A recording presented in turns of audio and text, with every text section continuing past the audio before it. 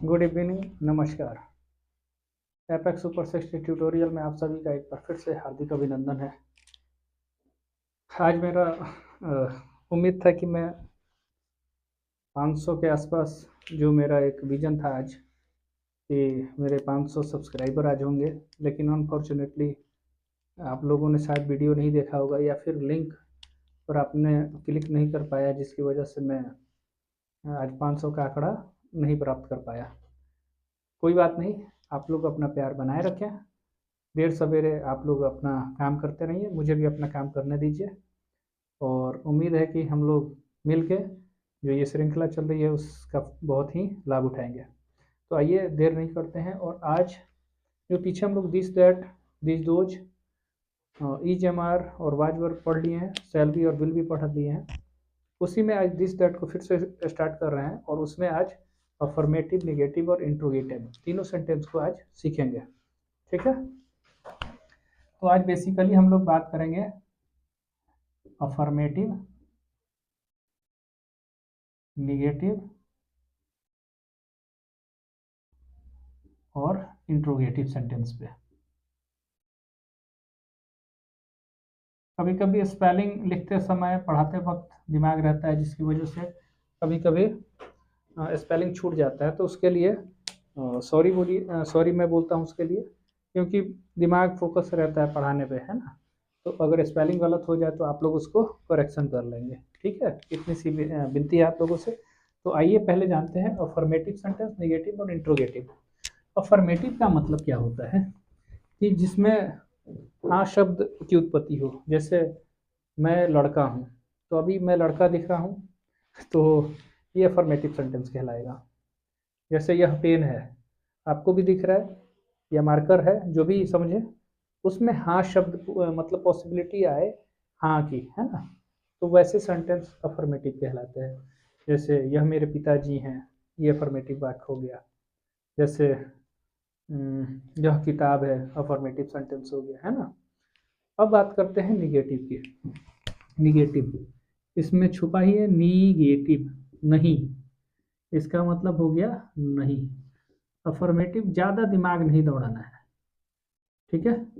पीछे 20-25 सालों का अनुभव है पढ़ाने का, इसलिए जो भी बताया जाए उसको अडॉप्ट करते चलिए, ठीक है। बाद में आप लोग खुद ही बेसिक से जैसे ही एडवांस होंगे तो खुद ही आप बहुत ही मजबूत स्थिति में अपने को पाएंगे और आप दूसरों को बताना चालू करेंगे। ऐसे ही तो ज्ञान चलता रहता है। हम लोग अपने गुरुजनों से सीखा, उसमें थोड़ा सा इम्प्रूवमेंट डाला, इम्प्रूवमेंट किया और उसको आपके सामने परोस दिए। आप इसको सीखिए, फिर इसमें अपना कुछ मिर्च मसाला लगाइए और उसको और नेक्स्ट लेवल तक लेके जाइए। यहीं पर प्रयास करना है। इसी तरह हमारी जो ज्ञान है वो बढ़ती रहनी चाहिए।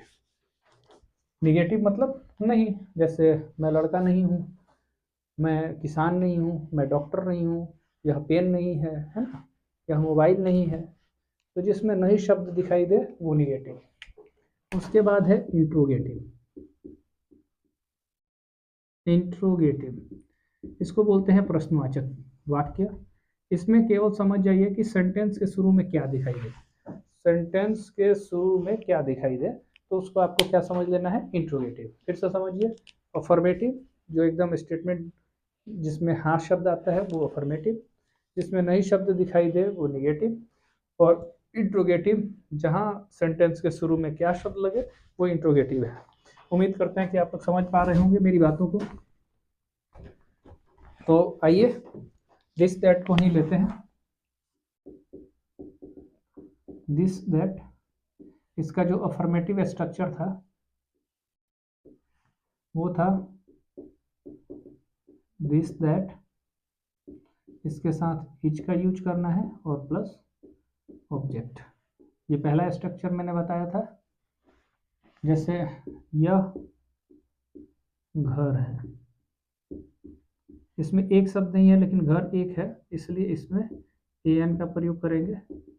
दिस इज अ हाउस, ठीक है, ये अफर्मेटिव वाक्य। जैसे यह मोहन है, अगर बात करें यह मोहन है, यह का अंग्रेजी दिस इज मोहन, वह गीता है, तो वह का अंग्रेजी दैट इज गीता। ठीक है, तो उम्मीद कर रहे हैं कि अफर्मेटिव वाक्य समझ में आ गया होगा। ये पहला स्ट्रक्चर है, स्क्रीनशॉट ले लीजिए और इसको नोट डाउन कर लीजिए। Okay,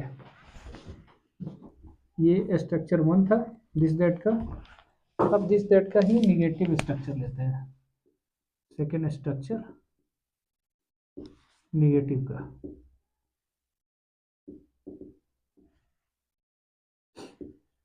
subject sorry this that पे चल रहा है, तो दिस दैट रहेगा ही।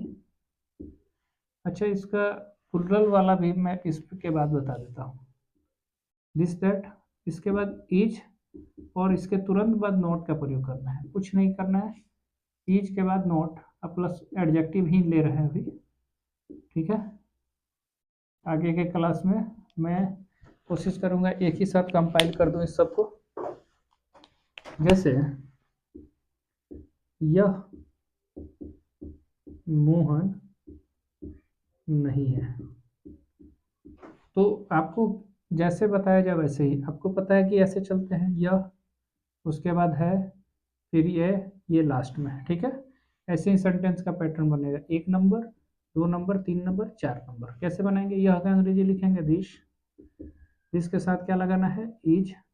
स्ट्रक्चर भी देखिए, उसके बाद क्या जोड़ना है, नॉट, और उसके बाद क्या है, मोहन। यहाँ पे मैं एडजेक्टिव लिख दिया हूँ, सॉरी, यहाँ पे नाउन पर ही हम लोग चल रहे हैं, तो यहाँ पे ऑब्जेक्ट ही लिखिए, ज़्यादा अच्छा रहेगा। जैसे कोई कह दे वह गीता नहीं है, एन का प्रयोग जब मैं पढ़ाऊंगा तो वहां से फिर और आप लोग, या इसी पे बता रहा हूँ, वह गीता नहीं है, वह क्या है, दैट इज 1, 2, 3 और ये फाइनल 4, 1, 2, 3, 4। तो 1 के लिए दैट, है के लिए इज, उसके बाद नई शब्द है तो नॉट, और फाइनली गीता। तो उम्मीद कर रहे हैं कि निगेटिव सेंटेंस में ये भी आप सीख गए होंगे, समझ गए होंगे। मैं आपको पढ़ा नहीं सकता, मैं केवल आप समझाने की कोशिश कर रहा हूँ।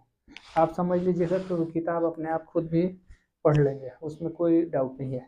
तो मेरा काम क्या है कि भारी चीज़ों को आसान करना अनुभव के आधार पर। ठीक है, मैं बड़ा कोई ज्ञानी नहीं हूँ, लेकिन हाँ, जो पीछे पढ़े हैं बच्चों से एक्सपीरियंस जो मैंने किया है कि अगर एक वे में पढ़ाया जाता है तो बच्चे उस चीज़ को एडॉप्ट कर लेते हैं और बहुत ही होनहार हो जाते हैं। हम लोग केवल एक वे है, एक रास्ता है बताने का। ठीक है, ज्ञानी मत समझिएगा इसके लिए, मतलब ये मत समझिएगा कि मैं बहुत बड़ा ज्ञानी हूँ, नहीं, ऐसा कुछ नहीं है। हम भी आप ही की तरह एक स्टूडेंट हैं और हमेशा से प्रयास रहता है कि सीखें और जो चीज़ सीख लेते हैं आप लोगों के सामने परोस दें। ठीक है, तो ये हो गया निगेटिव सेंटेंस।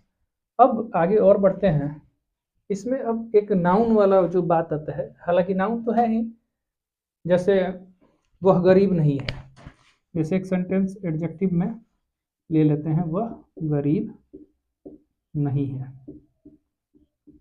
दिस दैट का प्रयोग किया है तो वह का अंग्रेजी आप लिखिए दैट। अभी इसका सेंटेंस बनेगा ही इज नॉट पुअर, लेकिन अभी इसके अनुसार चलना है, दैट इज नॉट पुअर। सीख रहे हैं अभी, ठीक है, इसका अन्यथा नहीं लेना है कि सर वह यहाँ पे प्रोनाउन है, दैट की जगह पर यहाँ पे ही का प्रयोग करना चाहिए, वो सब होगा, लेकिन हम लोग सीख रहे हैं अभी, है ना। ये अपने आप लोग बता दीजिएगा किसी को भी कि इसका यूज कहाँ पे होता है, कैसे होता है, वो बाद में आप खुद ही खुद बता देंगे। ठीक है, अच्छा, तो स्ट्रक्चर 2 क्लियर हो गया, नेगेटिव। अब आते हैं इंट्रोगेटिव सेंटेंस कैसे बनाना है। इंट्रोगेटिव बहुत ही आसान है, तीसरा स्ट्रक्चर लिखना है इंट्रोगेटिव सेंटेंस के लिए। इसके लिए स्ट्रक्चर है इज को बाहर कर दीजिए, दिस दैट प्लस ऑब्जेक्ट और अंत में प्रश्नवाचक चिन्ह जरूर दीजिए, नहीं तो गलत हो जाएगा। इस स्ट्रक्चर को लिख लीजिए, स्क्रीनशॉट ले लीजिए, फिर इसको नोट डाउन कीजिए। कॉपी पेन जरूर पढ़ने का यही तरीका है कि कॉपी पेन खूब घिसिए, नॉलेज अपने आप मिलता जाएगा, सरस्वती माँ की कृपा रहेगी आप पे। जैसे कोई कह दे क्या यह मोहन है, ठीक है, और ये प्रश्नवाचक चिन्ह रहेगा सेंटेंस में। अच्छा आप देखिए गौर से, केवल इसमें ये शब्द एक बढ़ा है क्या, अगर मैं इसको हटा दूं तो ये सेंटेंस कैसे बनेगा, दिस इज मोहन, ठीक है, दिस इज मोहन। अब देखिए कुछ नहीं करना होता इंट्रोगेटिव में, एक शब्द जुट गया है क्या और इसका स्ट्रक्चर ये हो गया है प्रश्नवाचक चिन्ह। अब इसी में से ना केवल ये वाले शब्द को पकड़ना है और बाहर पुट कर देना है यहाँ पे, और ज्यों का त्यों उतार देना, इसमें कुछ नहीं करना होता है। आप अपने ज़्यादा दिमाग लगाइएगा खराब हो जाएगा।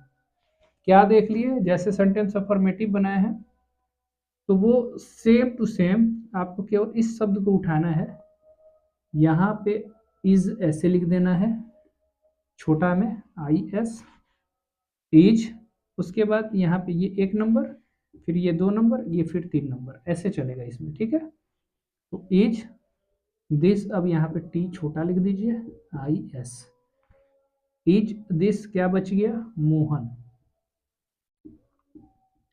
और यहाँ पे प्रश्नवाचक चिन्ह देना है, बस इसका ध्यान रखना है। उम्मीद कर रहे हैं कि समझ में आ रहा होगा आपको। जैसे क्या वह गीता है, अब देखिए वह गीता है, आप अंग्रेजी बनाएंगे दैट इज गीता, दैट, अब केवल ये सेंटेंस रहता है तो आप लिखते हैं इसको दैट इज गीता, या ही इज, या सॉरी शी इज गीता, लेकिन हम लोग उस पर नहीं जा रहे हैं, पहले हम लोग इस पर बात कर रहे हैं।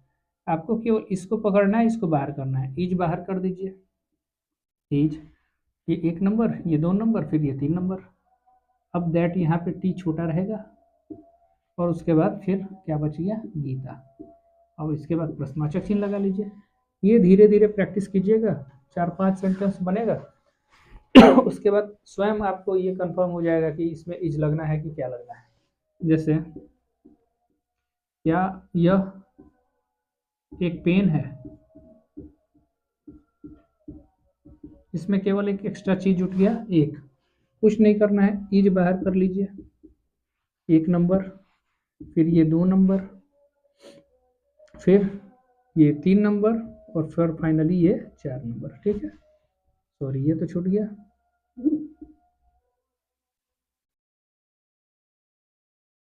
क्या है का अंग्रेजी एक बार लिख लेते हैं, इज, ठीक है, उसके बाद इधर से इज दिस, ये हो गया। क्या है, इस दोनों का अर्थ केवल इज दे दिया, बचा हमारे पास यह, तो यह का अंग्रेजी हमने लिख लिया दिस। अब एक पेन है तो एक पेन का अ और पेन का इंग्लिश PEN। जब ये चीज हम लोग पढ़ेंगे use of AN, use of AN, हो सकता है कि इसके बाद मैं ग्रामर का कुछ पोर्शन स्टार्ट करूं तो वहां पे ये बताऊंगा मैं।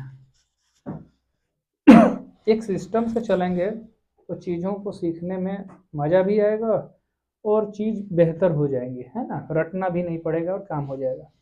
तो रटने का काम नहीं करना है, समझना है पहले। तो उम्मीद करते हैं आज के वीडियो में अफर्मेटिव, निगेटिव और इंट्रोगेटिव आपने सीख लिया, ठीक है। अब इसी का जो प्लूरल वर्जन है दिस दैट के जगह पर अब आता है दीज दोज, दीज दोज, उसका भी अफर्मेटिव, निगेटिव और इंट्रोगेटिव बता देते हैं जल्दी में, है ना। अब कुछ नहीं करना है, पैटर्न आपको तैयार, फॉर्मेट तैयार हो गया। अब देखिए अफर्मेटिव पार्ट, अफर्मेटिव समझ लिए हैं, मैं डायरेक्ट लिख रहा हूँ, दीज, दोज, इसके साथ आर प्लस ऑब्जेक्ट, ठीक है। जैसे ये बिल्लियां हैं, ये बिल्लियां हैं, ये का इंग्लिश क्या होता है, दीज, दीज के साथ क्या लगेगा, आर, और बिल्ली का अंग्रेजी कैट, इसमें एस जोड़ देंगे। ये कहाँ होता है वो मैं ग्रामर चैप्टर पढ़ाऊंगा तो वहाँ पे क्लियर हो जाएगा। जैसे वे लड़कियां हैं, तो वे का इंग्लिश क्या होता है, दोज, ये शुरू क्लास में है, आप लोग वहाँ से देख लें। लड़कियां का अंग्रेजी अब गर्ल में एस जोड़ देंगे, तो ये अफर्मेटिव हो गया। इसका निगेटिव देखते हैं, जब नहीं शब्द आए तो निगेटिव, दीज, दोज आ जाए, इसके साथ आर लगाना है और इसी में नोट जोड़ना है प्लस ऑब्जेक्ट। जैसे ये लड़कियां नहीं हैं, ये का अंग्रेजी दीज, दीज आ गया, इसके साथ क्या लगेगा, आर, नहीं है तो नोट लगना ही है, और लड़कियां का अंग्रेजी गर्ल, एस जोड़ देंगे, ठीक है। उसी तरह वे लड़के नहीं हैं,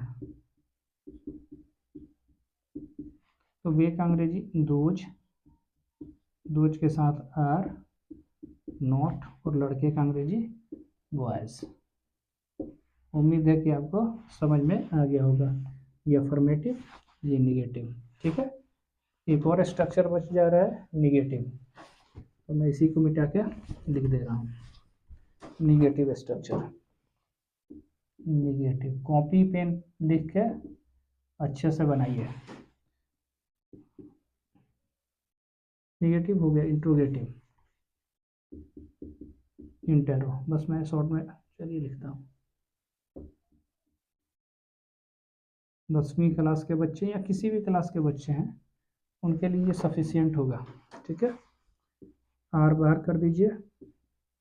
जैसे दिस दैट का पैटर्न समझ में आ गया है, उसी तरह इसका भी होगा, कोई बड़ा बात नहीं है,